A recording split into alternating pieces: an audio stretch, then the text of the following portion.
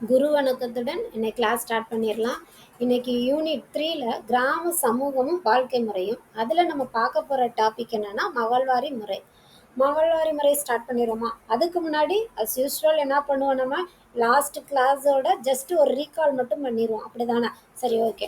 Last கிளாஸில் நம்ம என்ன பார்த்தோம்? ஃபர்ஸ்ட் கிளாஸில் ஜமீன்தாரி முறை பார்த்தோம். ஜமீன்தாரி முறையில் எப்படி இருந்துச்சு? ஜமீன்தார்கள் வந்து என்ன பண்ணுவாங்க, விவசாயிகள்கிட்ட இருந்து வரி வசூல் பண்ணி யார்கிட்ட கொடுப்பாங்க? ஆங்கில அரசுக்கிட்ட கொடுப்பாங்க. சரியா? அதுதான் ஜமீன்தாரி முறை. ஆக்சுவலாக ஜமீன்தாரி முறையோட உண்மையான பேர் என்னன்னா நிலையான நிலவரி திட்டம். இதை தான் பிற்காலத்தில் என்ன ஆச்சு, ஜமீன்தாரி முறை, ஜாகிர்தாரி முறை நிறைய பேர் சொல்லி பார்த்தோம் இல்லையா? கரெக்ட். இப்போ அந்த நிலையான நிலவரி திட்டம் வர்றதுக்கு முன்னாடி ஃபர்ஸ்ட் யார் கொண்டு வந்தாருன்னா ராபர்ட் கிளை கொண்டு வந்தாரு. அதை எப்படி கொண்டு வந்தாருன்னா ஓராண்டு திட்டமாக தான் ராபர்ட் கிளை கொண்டு வந்தாரு. அவருக்கு அடுத்து வந்த வாரன் ஹேஸ்டிங் என்ன பண்ணாருன்னா ஓராண்டு திட்டத்தை 5 ஆண்டு திட்டமா மாத்தி விட்டாரு. திரும்ப அது சரிப்படாது, பண்ண முடியலைன்றதுக்காண்டி திரும்ப 5 ஆண்டு திட்டத்தை திரும்பியும் என்ன செஞ்சுட்டாரு, ஓராண்டு திட்டமா மாத்தி வச்சாரு. அப்புறமே கடைசியா ஃபைனலா 1793 வந்த காரன்வாலிஸ் பிரபு என்ன பண்ணாரு, அதை 10 ஆண்டு திட்டமா என்ன செஞ்சுட்டாரு, 10 ஆண்டு நிலையான நிலவரி திட்டமா மாத்தி விட்டாரு.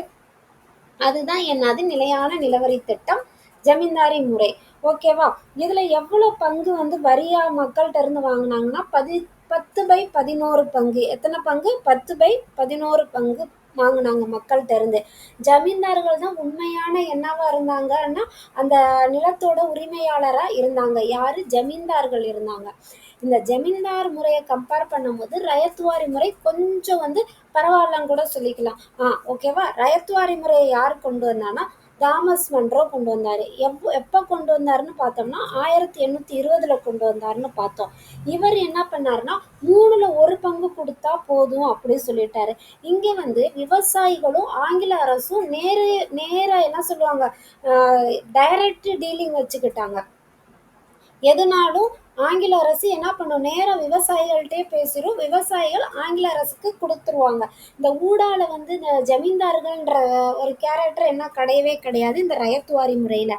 அதனால ஜமீன்தாரி முறையை கம்பேர் பண்ணும்போது ரயத்வாரி முறை வந்து கொஞ்சம் விவசாயிகளுக்கு பாதுகாப்பானதாகவே இருந்துச்சு. சரியா?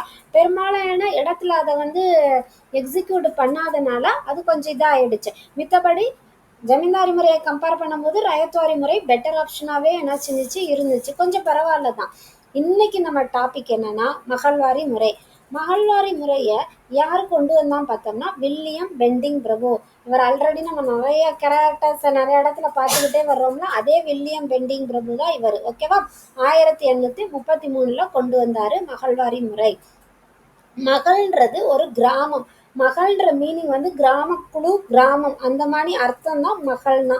ஸோ கிராமத்தில் அந்த இடத்துல கொண்டு வந்தனால இது பேர் என்னது, மகள்வாரி முறை. சரி, ஓகே. யார் கொண்டு வந்தாங்கன்னு பார்த்தாச்சு. யாரு? வில்லியம் பெண்டிங் பிரபு.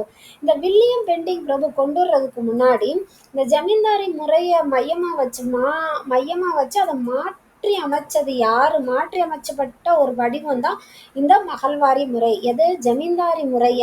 இந்த சிந்தனை யாருக்கு வந்துச்சு அப்படின்னு பார்த்தோம்னா ஹோல்ட் மெக்கன்சின்றவருக்கு தான் இந்த சிந்தனை வந்துச்சு, ஒரு மகள்வாரி முறையை கொண்டு வரணுன்ற சிந்தனை. சரியா?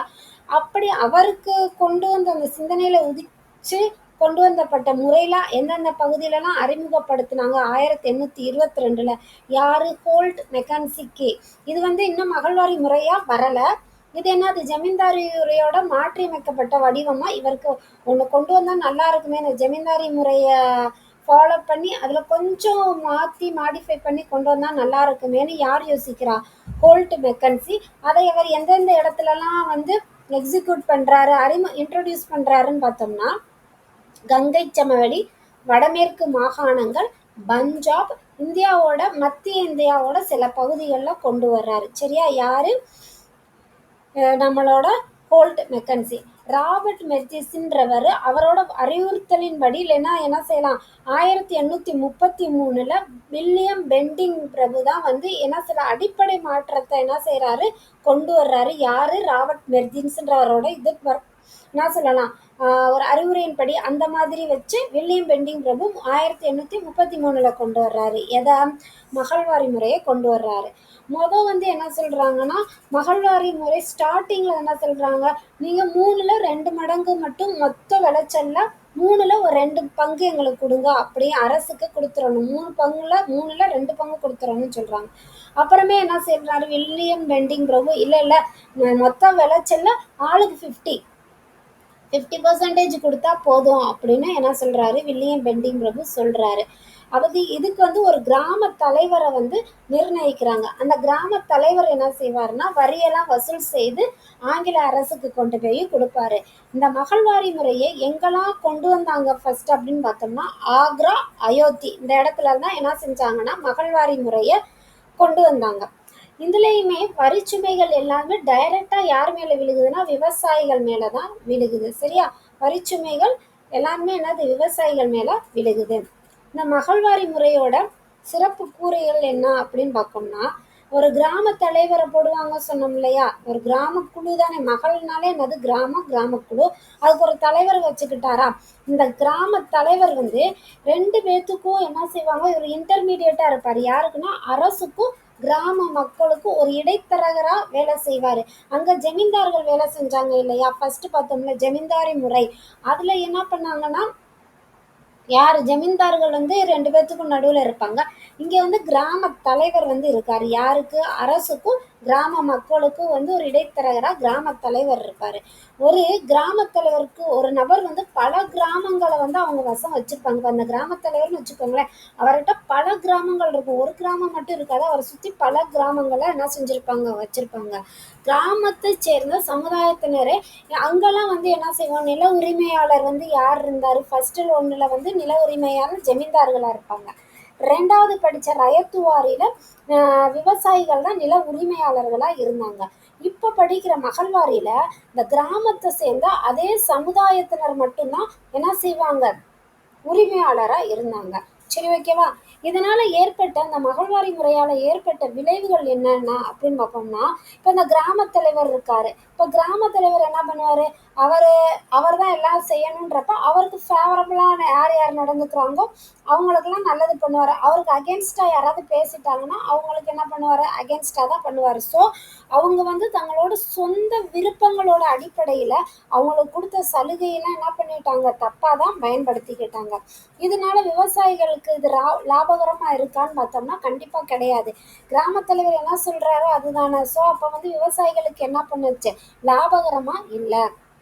ஜமீன்தாரி முறை இருக்கு இல்லையா, அதோட மாற்றியமைக்கப்பட்டன்னு சொல்லலாம், இல்லைன்னா திருத்தி அமைக்கப்பட்ட வடிவமா தான் இருந்துச்சு. நான் அங்க சொன்னேன் இல்லையா, ஆங்கில அரசு அவங்களுக்கு கீழே ஜமீன்தார்கள், கீழே விவசாயிகள்னு. இங்க அப்படியே மாத்திய நபருக்கு ஆங்கில அரசு, ஒரு கிராம தலைவர், அது கீழே கிராம மக்கள். அப்ப இதை பார்க்கும் போதே தெரியுதுல, அது இதுக்கு அப்படியே மாத்தி அமைச்சிருக்காங்க, அவ்வளவுதான். ஜமீன்தாருக்கு பதிலாக இங்க ஒரு கிராம தலைவர்ன்ற ஒரு கேரக்டர் மட்டும்தான் என்ன செய்து வருது. ஓகே. கிராமத்துல உயர் வகுப்பினருக்கு லாபகரமா அமைந்தது. ஏன்னா உயர் வகுப்பினர்னா நல்ல நல்ல போஸ்டிங், நல்ல போஸ்டிங் கிடையாது, அவங்க இந்தியாவில் கொடுத்துருக்காரு ஒரு நல்ல போஸ்டிங்ல போய் உட்கார்ந்துட்டு என்ன பண்ணுவாங்க, அவங்களுக்கு இந்த கிராம தலைவர்னா அவர் அந்த இடத்துல இருந்துட்டு அவங்க சுற்றி உள்ளவங்களை என்ன செய்வாரு, அவர் சொல்றதா கேட்கணுன்றப்பது அந்த உயர் வகுப்பினருக்கு இது லாபகரமா இருந்துச்சு. ஆனா விவசாயிகளுக்கு கண்டிப்பா லாபகரமானதா கிடையவே கிடையாது. ஓகேவா? நெக்ஸ்ட் என்ன பண்றோமா, விவசாயிகள் மீது ஆங்கில நில வருவாய் முறையும் தாக்கம். எப்படியெல்லாம் விவசாயிகள் மீது இந்த நில வருவாய் எப்படி பண்ணாங்க அப்படின்னு பார்த்தோம்னா, நீ என்ன பண்ணுவோ பண்ணாத, அது எனக்கு தேவை கிடையாது, ஆனா எனக்கு நிலத்துல இருந்து எவ்வளவு வேணும், அதிகபட்ச வருமானம் வேணும் அப்படின்னு சொல்லும்போது விவசாயிகள்னால அதை எப்படி அதிகபட்ச வருமானத்தை கொடுக்க முடியும். அவங்க அந்த பருவ காலங்கள்னாலே அவங்கனால என்ன செய்ய முடியும், இவங்க கேட்குற அளவுக்கு கொடுக்க முடியாதனால எல்லாருமே என்ன செஞ்சுட்டாங்க, நிலத்தை விற்க ஆரம்பிச்சுட்டாங்க. எனக்கு வேணாம், என்னால் விவசாயம் பண்ண முடியலன்ற பட்சத்தில் எல்லாரும் எல்லா நிலத்தையும் விற்கும் போது ஆட்டோமேட்டிக்காக விவசாய தொழில் என்னது அழிவை நோக்கி போக ஆரம்பிச்சிருச்சு. நம்ம விவசாயிகள்லாம் விவசாய நிலத்தை வித்துட்டாங்கன்னா என்னடா ஆகும், கடைசியில் ஒன்றுமே இருக்காது இல்லையா. அதனால அப்போ விவசாய தொழில் என்ன செஞ்சிச்சு, அழிவை சந்திக்க நேர்ந்துச்சு. அது பத்தாதுன்னு என்ன பண்ண ஆரம்பிச்சுக்கிட்டாங்கன்னா அந்த கிராம தலைவர்கள் அதிக வரி போடுறது, வரி சுமை, அப்புறம் பஞ்சம், வறுமை, கடன் சுமை, இதனால இந்த விவசாயிகள் என்ன பண்ணிட்டாங்க, நிலத்தை வந்து விலைக்கு வாங்குவாங்க இல்லையா, அவங்க கிட்ட வித்துட்டு எப்பாடா போதும் இந்த நிலத்தினால எங்களால் வரி சுமை வாங்க முடியலை, பஞ்சம் வேற இருக்கு, கடன் இருக்கு, சாப்பாட்டுக்கே வழி இல்லாம இருக்கும், அதனால எங்களால நிலத்தை மெயின்டைன் பண்ண முடியாது, நீங்களே வாங்கிக்கோங்கன்னு நிலத்தை வாங்க ஆர்வமா இருப்பாங்க இல்லையா, காசு கொடுத்து அவங்கள்ட்ட நிலத்தை என்ன செஞ்சிடறாங்க, விவசாயிகள் வித்துடுறாங்க. பத்தாக்குறைக்கு அந்த காலத்துல வட்டிக்கு பணம் கொடுப்பாங்க இருப்பாங்க இல்லையா, அவங்க கிட்டயும் என்ன செய்யறாங்க, நிலத்தை வித்துடுறாங்க. இதனால நிலத்தை வாங்கினவங்களும் இந்த வட்டிக்கு பணம் கொடுக்குறவங்களும் என்ன செய்வாங்க, செல்வந்தர்கள் ஆயிடுவாங்க. வட்டிக்கு பணம் கொடுத்தா இவங்க திரும்ப அவங்க ரீபேமெண்ட் கெப்பாசிட்டி இருக்கணும் இல்லையா, ஏற்கனவே கடன் வறுமை எல்லாம் இருக்கனால அவங்களால திரும்ப ரீபேமெண்ட் பண்ண முடியாது. ஸோ ஆட்டோமேட்டிக்காக அவங்களோட நிலம் என்ன ஆயிரும், இவங்களுக்கே கொடுத்துரும், இந்த வட்டி கொடுத்தவங்களுக்கே போயிடும். அப்போ அவங்க எல்லாருமே என்ன ஆகுறாங்க, செல்வந்தர்கள் மீன்ஸ் பணக்காரங்கள் ஆயிடுறாங்க. ஒரு உழைப்பே இல்லாம என்ன செய்யறாங்க, இந்த விவசாயிகள்னால இவங்க எல்லாருமே என்ன செஞ்சுட்டாங்க, செல்வந்தர்கள் ஆயிட்டாங்க. சரி, ஓகே. விவசாயிகள் வந்து யாரெல்லாம் விவசாயிகளை சுரண்டுறாங்க சொல்லுவாங்களா, விவசாயிகளை ரொம்ப அவங்கள்ட்ட இருந்து அவங்கள ரொம்ப கஷ்டப்படுத்துறது யார் யாரெல்லாம் பண்ணாங்க பார்த்தா, ஜமீன்தார்கள். நான் ஏற்கனவே படித்தோம் ஜமீன்தார்கள் எப்படிலாம் கொடுமைப்படுத்தினாங்கன்னு. அடுத்து வட்டிக்காரர்கள். வட்டிக்காரர்கள் தான் இப்போ சொன்னேன் இல்லையா, நிலத்தை விற்கும் போது இவங்களால திரும்ப வட்டியும் கொடுக்க முடியாது, அசலையும் கொடுக்க முடியாது, வாங்கின காசையும் கொடுக்க முடியாது. ஸோ அந்த இதெல்லாம் என்ன செஞ்சுக்குவாங்க, அந்த இடத்தெல்லாம் எழுதி வாங்கிக்குவாங்க. வழக்கறிஞர்கள் சின்ன சின்ன வழக்குகள்லாம் இனிமேல் நம்ம படிக்க போகிற கிளாஸில் ரொம்ப இன்ட்ரெஸ்டிங்காக இருக்கும். எப்படிலாம் பொய் வழக்கு போடுறாங்க, எந்தெந்த கேஸ்லாம் மக்கள் மேலே எப்படிலாம் பண்ணாங்கன்றதை பார்க்கும்போது ஏன் இந்த இடத்துல வழக்கறிஞர்கள் வந்தாங்கன்றதுக்குரிய ஆன்சர் உங்களுக்கு இதுக்கடுத்து வர போகிற கிளாஸில் வந்து கவனிங்க, நல்லா கவனிங்க, உங்களுக்கு புரிஞ்சிடும். ஓகேவா. ஜமீன்தார்கள், வட்டிக்காரர்கள், வழக்கறிஞர் இவங்கெல்லாம் என்ன செஞ்சாங்க, விவசாயிகளை சுரண்டி எடுத்துட்டாங்க. சரியா, ஓகே. இதனால என்ன ஆச்சு, குடிசை தொழில்களும் மறைஞ்சிச்சு. ஃபர்ஸ்ட் என்ன பண்ணாங்க, விவசாய தொழிலே அழிவை நோக்கி போயிடுச்சு. இப்போ என்ன செஞ்சிச்சு, இந்த சின்ன சின்ன குடிசை தொழிலுமே மறைஞ்சு போயிடுச்சு.